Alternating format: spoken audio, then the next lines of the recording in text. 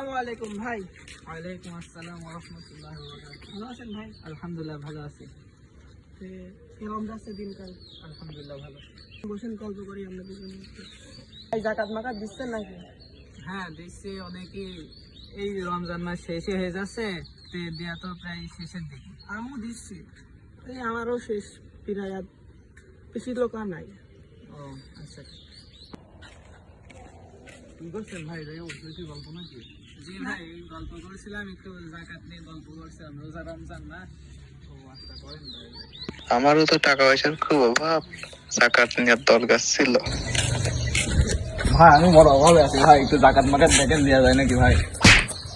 আরে ভাই আপনি আর একটু আগে আসতেন, এই আজ সকালেও আমি দিয়ে দিলাম, জাকাত দিয়ে দিলাম।